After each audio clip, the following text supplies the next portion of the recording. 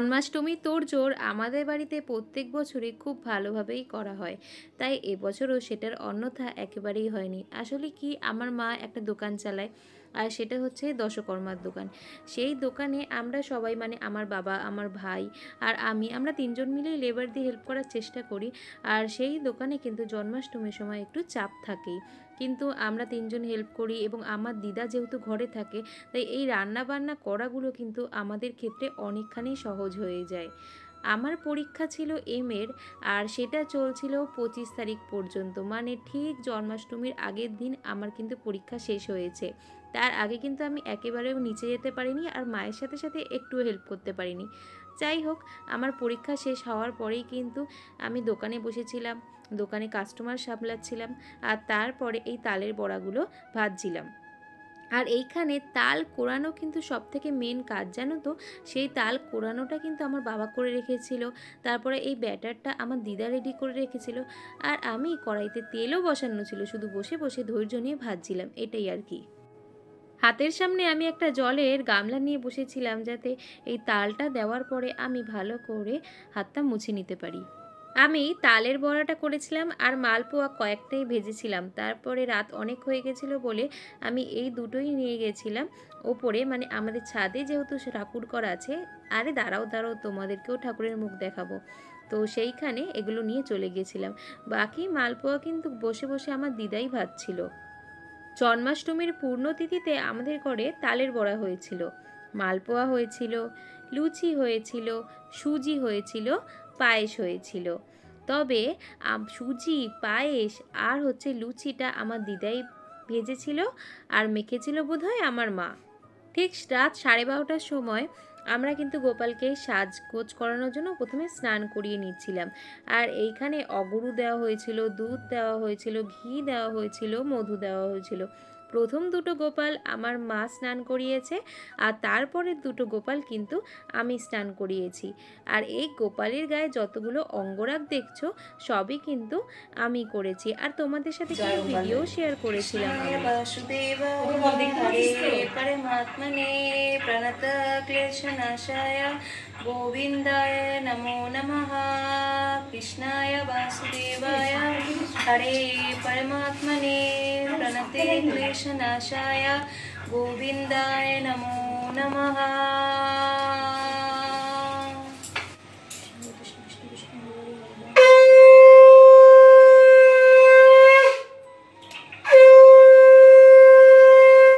স্নান করে একেবারে আমাদের 4টে গোপাল 4 রকমের জামাতে সেজে উঠেছে, আর এদের একটা লীলার ঘটনা তোমাদেরকে আজকে আমি অবশ্যই শোনাবো।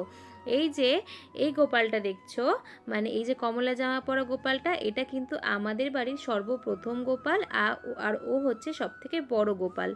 দ্বিতীয় গোপালটা দেখছো, এটা হচ্ছে আমার দিদা বাড়ির গোপাল। আর তৃতীয় গোপালটা দেখছো, এটা হচ্ছে আমাদের একটা পাওয়া গোপাল। আর সেটার কিন্তু অনেক বড় একটা গল্পের ঘটনা আছে। তোমরা যদি কখনো শুনতে চাও আমাকে কমেন্ট করো, আমি কিন্তু তোমাদেরকে সেই ঘটনা আমার মায়ের থেকে অনুমতি নিয়ে তারপরে শোনাবো। আমাদের গোপালের জামার দোকান, সেইখানে গোপালের বিভিন্ন রকমের একদম ছোট্ট লাড্ডু গোপাল থেকে একদম বড় গোপালের জামা পাওয়া যায়, তারপরে বালা পাওয়া যায়, বাঁশি পাওয়া যায়, চোখ পাওয়া যায়, আর অঙ্গরাগ তো আমি নিজেই করি। আর তারপরে হচ্ছে দশকর্মাও কিন্তু তার সাথে থাকে। তো দোকানে তো একটু চাপ ছিল, বুঝতে পারছো। এই যে জামাগুলো দেখছো না, এই জামাগুলো কিন্তু আমার বাবা আগের থেকে সরিয়ে রেখেছিল ওদের জন্য। হার সরিয়ে রেখেছিল 4 জনের জন্য, 4টে নতুন হার, বাঁশি সরিয়েছিল, আর তারপরে কিন্তু ওরা যে পাগড়িটা পরছে না, সেটাও সরিয়ে রেখেছিল। আর এই যে আমি এই গোপালটার কথা তোমাদেরকে বলছিলাম, যে সর্বপ্রথম গোপাল আমার ছোট্ট ভাই, ও কিন্তু এখানে ভীষণ দুষ্টুমি আরম্ভ করেছিল।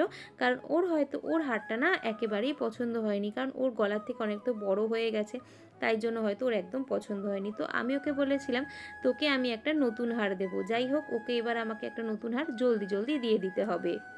আমি যতটা পেরেছি নিজের মতো সাজিয়ে গুছিয়ে পরিবেশন করার চেষ্টা করেছি। এখানে 5 রকম 5টা সন্দেশ দেওয়া হয়েছে, আর মাঝখানে একটা কড়া পাকের মিষ্টি দেওয়া হয়েছে। আর এরপরে যেটা সাজিয়েছি সেটা হচ্ছে জেলি ছিল, তারপরে হচ্ছে ডেয়ারি মিল্ক ছিল, তারপরে হোয়াইট চকলেট ছিল, তারপরে চকলেটসের বলগুলো ছিল, আর তাছাড়াও একটা স্নিকার ছিল বড়, যেটা আমি এই প্লেটের মধ্যে সাজিয়ে সাজিয়ে কিন্তু রেখে দিয়েছিলাম। এই যে আমাদের 4টে গোপাল দেখে নাও। আর একদম থার্ডে যে আছে তাকে দেখো, ও কিন্তু হলুদ জামা, হলুদ পাগড়ি, হলুদ বাঁশি, মানে ক্রিম কালারের বাঁশি পরেছে। আমরা কিন্তু নিজেরা একদম ইন্টেনশনালি এগুলো ঠিক করিনি, ও নিজের সাজ কিন্তু নিজেই ঠিক করেছে। আর পাশের গপুগুলোকে দেখো, পাশের গোপালগুলো কিন্তু নিজের সাজ নিজে করেনি, ওদের কিছু না কিছু আনম্যাচিং আছে, কিন্তু ওই ব্যাটার কিচ্ছু আনম্যাচিং নেই, ওর কিন্তু সব ম্যাচিং হয়েছে। আমি তোমাদেরকে আগেই বলেছি লুচি করা হয়েছিল, পায়েস করা হয়েছিল, সুজি করা হয়েছিল, আর ফল প্রসাদের মধ্যে ছিল আম, কাঁঠাল, লেবু, কলা, তারপরে হচ্ছে শসাও ছিল।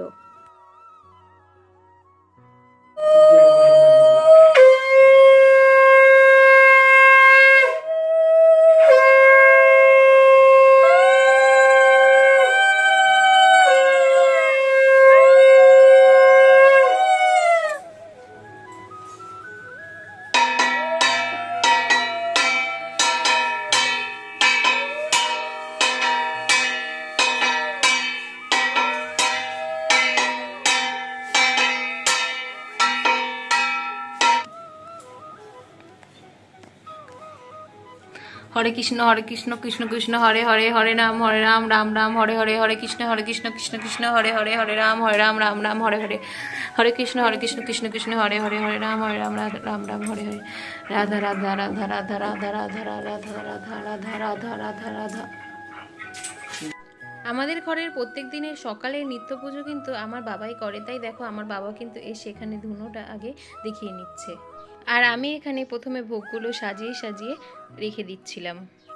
মালপোয়া আছে, তালের বড়া আছে, বেগুন ভাজা আছে, পটল ভাজা আছে, কুমড়ো ভাজা আছে, আলু ভাজা আছে, উচ্ছে ভাজা আছে, পাঁচমিশালি তরকারি আছে, পায়েস আছে, চাটনি আছে, আর এখানে হচ্ছে খিচুড়ি আছে, আর এখানে হচ্ছে রসগোল্লা আছে, আর জল আছে, জল মিনারেল ওয়াটার।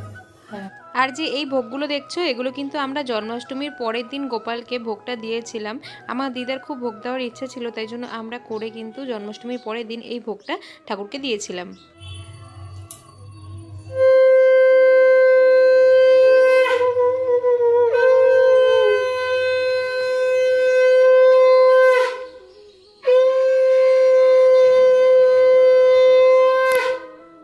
তোমাদের ভিডিওটা কেমন লাগলো? ভালো লাগলে কিন্তু ভিডিওটাতে একটা লাইক করে দিও, আর এরকম ডেলি ব্লগের জন্য আমার চ্যানেলটা সাবস্ক্রাইব করে দিও। আমি কিন্তু তাহলে ডেলি ব্লগ আপলোড করতে থাকবো। মুখ দেখাও তোমার। না, প্রার্থনা করতে ব্যস্ত। আমরা দেখতে পাচ্ছি মা 1 কোটি টাকা চাইছে, আমরা তাও দেখতে পাচ্ছি।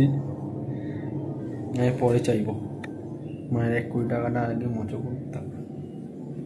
মা মন্দির চেয়েছো তো?